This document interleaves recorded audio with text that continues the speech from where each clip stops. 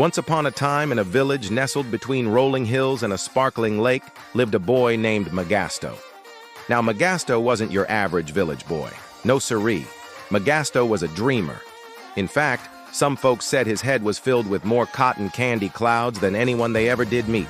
You see, Mgasto had grand plans and lofty goals, dreams so big they put the stars to shame. He wanted to be rich. Oh, so very rich. And not just any kind of rich, but the kind of rich that made people point and whisper, "Look at Mgasto over there in his fancy car. Wonder what he's up to now." Problem was, while Mgasto's dreams were bigger than a giraffe's neck, his bank account was about as empty as a bird's nest in winter. To make matters worse, Mgasto's shoes had holes in them. Not just small holes either, mind you, but holes the size of windows. Now, most folks would have felt pretty down about their situation, but not Mgasto. No siree. He just shrugged those shoulders and said, "Shoes are for suckers anyway. Rich people like me don't need no stinky shoes." And then he'd wink, because Mgasto believed one day soon he'd be so rich he wouldn't just wear sunglasses, he'd wear them at night. Yes, he dreamed of being so fabulously wealthy that even the darkness couldn't dim his shine. But until that dream came true, he had to make do with what he had, including a pair of shoes that would make a grown man cry.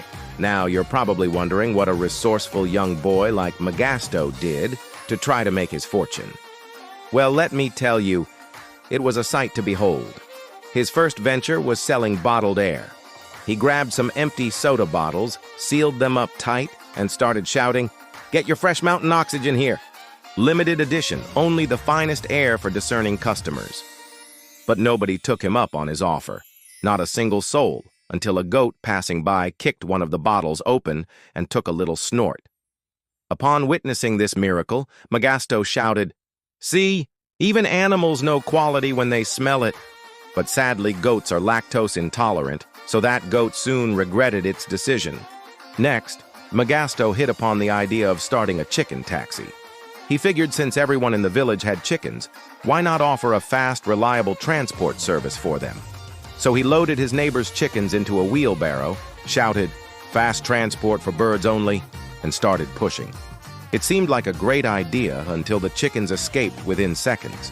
Mgasto spent the rest of the day chasing feathers and squawking chickens, looking like a madman with a wheelbarrow. He tried again and again, selling fake phones made of stones, until finally an idea struck him like lightning. It was so simple, so obvious, yet so brilliant that Mgasto couldn't believe he hadn't thought of it sooner. You see, he noticed that his village, despite its many fine qualities, loved two things more than anything else: gossip and eating. And by golly, they gossiped a lot about everything. Weddings, funerals, goats eating brides' bouquets, you name it. So Mgasto, being the astute businessman that he was, hit upon the idea of creating the world's first gossip stand. For a single coin, you could tell him any piece of gossip you wanted him to spread. For 2 coins, you could hear the latest juicy gossip. And for 5 coins, you got both the gossip and a free roasted ear of maize. This idea was so good, it spread faster than wildfire in a field of dry leaves. People flocked to Mgasto's stand, eager to buy gossip and sell secrets. The village chief, the school teacher, even the mayor, they were all at Mgasto's stand on a regular basis. In no time, Mgasto was richer than he ever dreamed of being.